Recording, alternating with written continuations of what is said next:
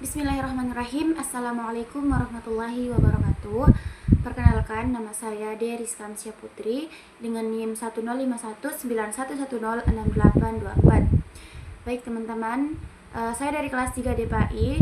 Di sini saya akan menjelaskan makalah saya, yaitu mata kuliah Psikologi Pembelajaran PAI dengan judul makalah Dampak Teknologi Terhadap Psikologi Belajar Peserta Didik, Peran Guru PAI dalam Mengatasi Tantangan Psikologis di Era Digital.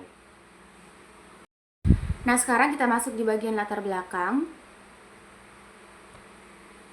Perkembangan teknologi yang sangat pesat di era digital saat ini membawa dampak besar bagi dunia pendidikan. Penggunaan gadget, internet, dan media sosial menjadi bagian dari kehidupan sehari-hari peserta didik. Di satu sisi, teknologi memberikan kemudahan dalam mengakses informasi dan memperluas wawasan. Namun, di sisi lain juga, kemajuan ini juga memunculkan berbagai tantangan, terutama dalam aspek psikologis peserta didik seperti menurunnya konsentrasi belajar, kecanduan gawai, dan juga lemahnya interaksi sosial. Nah, dalam konteks pendidikan Islam, guru pendidikan agama Islam itu atau guru PAI memiliki peran penting yang tidak hanya sebagai pengajar ilmu agama saja, tetapi juga sebagai pembimbing moral dan spiritual. Guru PAI diharapkan mampu membantu peserta didik menghadapi tekanan dan gangguan psikologis yang muncul akibat penggunaan teknologi secara berlebihan. Dengan pendekatan nilai-nilai Islam, guru PAI dapat menanamkan keseimbangan antara penggunaan teknologi dan pengendalian diri agar peserta didik tetap memiliki karakter yang kuat, beriman, dan berakhlak mulia. Selanjutnya kita masuk di bagian dampak teknologi terhadap psikologi belajar peserta didik. Tentunya di sini ada dampak positif dan ada dampak negatif. Nah, yang pertama yaitu dampak positif teknologi terhadap psikologi belajar. Nah, yang pertama, meningkatkan kreativitas dan imajinasi peserta didik.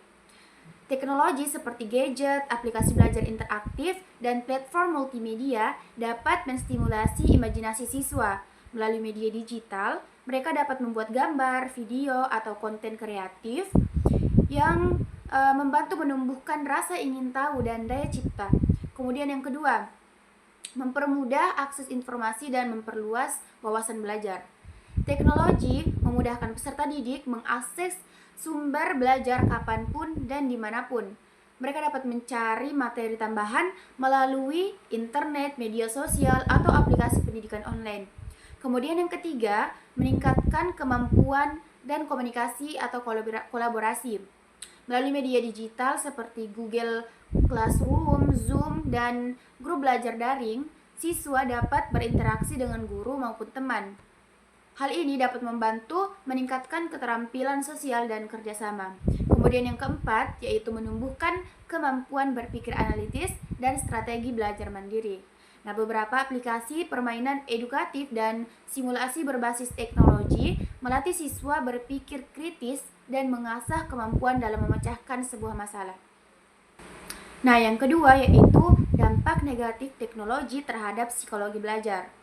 Yang pertama, menurunnya motivasi dan kedisiplinan belajar. Penggunaan gadget yang berlebihan dapat membuat siswa ini lebih tertarik bermain game atau menonton hiburan dibanding belajar. Hal ini dapat menurunkan motivasi, membuat mereka malas dan juga mereka mudah bosan dan kurang fokus. Kemudian yang kedua, yaitu kecanduan dan ketergantungan terhadap teknologi. Kebiasaan terlalu lama di depan layar dapat menyebabkan kecanduan, terutama pada anak usia dini atau sekolah dasar dan remaja. Akibatnya, waktu belajarnya berkurang, pola tidur terganggu, dan juga perhatian terhadap kegiatan akademik itu menurun. Kemudian yang ketiga, yaitu menurunnya kemampuan bersosialisasi langsung. Peserta didik cenderung lebih nyaman berinteraksi lewat media digital daripada bertemu langsung, sehingga ini berpengaruh pada perkembangan sosial dan juga empati mereka. Kemudian yang keempat, yaitu gangguan moral dan spiritual. Akses tanpa batas pada internet itu dapat membuat peserta didik terpapar konten negatif dan menjauh dari nilai-nilai moral serta tanggung jawab seperti belajar dan beribadah. Nah, sekarang kita masuk di bagian tantangan psikologis yang dihadapi peserta didik di era digital. Nah, ada beberapa yang akan saya bahas terkait tantangan. Yang pertama yaitu gangguan kesehatan mental dan emosional. Perkembangan teknologi digital dapat membawa kemudahan sekaligus tekanan psikologis bagi peserta didik. Seringnya paparan media sosial dan informasi tanpa batas itu dapat menimbulkan stres, kecemasan, dan juga perasaan rendah diri. Kemudian yang kedua yaitu kecanduan digital atau digital addiction. Nah, kecanduan terhadap gadget dan media sosial menjadi salah satu tantangan psikologis yang paling nyata di era digital. Peserta didik yang terlalu sering menggunakan gawai untuk hiburan seperti game online, TikTok, atau YouTube seringkali kehilangan keseimbangan antara belajar dan aktivitas lainnya. Nah, hal ini dapat berakibat pada gangguan konsentrasi, insomnia, bahkan menurunnya prestasi akademik. Kemudian yang ketiga yaitu penurunan kemampuan sosial dan empati. Interaksi yang didominasi oleh media digital dapat menyebabkan peserta didik ini lebih banyak berkomunikasi secara virtual daripada langsung. Kondisi ini dapat menghambat perkembangan kemampuan sosial, empati, serta kecerdasan emosional mereka. Peserta didik cenderung lebih individualistis dan kurang peka terhadap lingkungan sosial di sekitarnya. Kemudian yang keempat yaitu stres akademik akibat tuntutan teknologi. Transformasi pendidikan digital menuntut siswa untuk selalu adaptif terhadap berbagai platform pembelajaran daring. Tidak semua siswa ini memiliki kemampuan dan fasilitas yang memadai, sehingga banyak yang mengalami tekanan akademik, kebingungan, bahkan kelelahan mental. Yang kelima yaitu krisis identitas dan perbandingan sosial. Media sosial menjadi ruang di mana peserta didik ini seringkali membandingkan diri mereka dengan orang lain. Nah, fenomena ini dapat menimbulkan rasa tidak percaya diri, iri, dan juga kecemasan sosial. Paparan terhadap gaya hidup yang sempurna di media digital ini dapat menurunkan harga diri atau self-esteem dan memicu munculnya krisis identitas para remaja. Nah, kemudian yang keenam yaitu menurunnya kemampuan regulasi diri. Peserta didik di era digital cenderung mengalami kesulitan dalam mengatur waktu belajar dan istirahat. Hilangnya batas antara waktu akademik dan hiburan digital dapat menyebabkan lemahnya kemampuan self-regulation atau pengendalian diri. Mereka mudah terdistraksi oleh notifikasi media sosial dan juga sulit dalam mempertahankan fokus dalam belajar. Nah, sekarang kita masuk di bagian peran guru PAI dalam mengatasi tantangan psikologis tersebut. Yang pertama yaitu guru PAI berperan sebagai pembimbing spiritual dan moral. Guru PAI berperan penting dalam menanamkan nilai-nilai keagamaan yang mana menjadi landasan pengendalian diri di tengah derasnya arus teknologi. Pengendalian diri di tengah derasnya arus teknologi ini dengan memberikan pembelajaran berbasis akhlak, guru dapat membantu peserta didik menyeimbangkan antara kecerdasan intelektual dan juga spiritual. Nah, melalui pemahaman-pemahaman nilai-nilai seperti takwa, sabar, dan juga amanah, siswa ini dapat belajar untuk menggunakan teknologi secara bijak dan tidak berlebihan. Kemudian yang kedua, sebagai konselor dan pendengar aktif. Nah, guru PAI juga berperan sebagai tempat curhat dan pendamping psikologis bagi peserta didik. Dengan pendekatan empatik dan dialogis, guru ini dapat mengenali masalah emosional siswa seperti stres dalam belajar, kecanduan gawai, atau konflik moral akibat media sosial. Kemudian yang ketiga yaitu sebagai teladan dalam penggunaan teknologi. Salah satu bentuk dakwah yang paling efektif adalah keteladanan.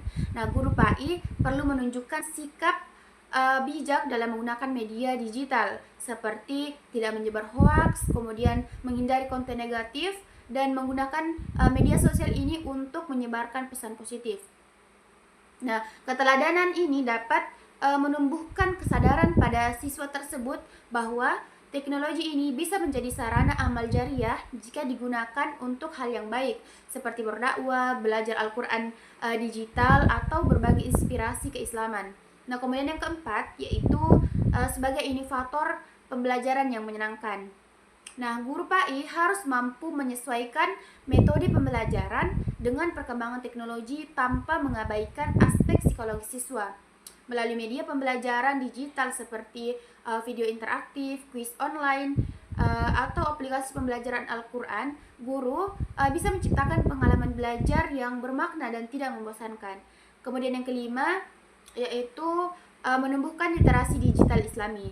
Nah, guru PAI juga berperan dalam membekali siswa dengan kemampuan literasi digital Islami, yaitu kemampuan dalam memahami dan memfilter informasi berdasarkan nilai-nilai Islam. Dengan literasi yang kuat, peserta didik juga mampu membedakan mana informasi yang bermanfaat dan mana yang menyesatkan.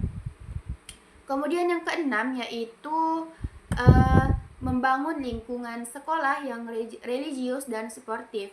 Nah, guru PAI bersama tenaga pendidik lainnya perlu menciptakan suasana sekolah yang religius, inklusif, dan penuh dukungan emosional.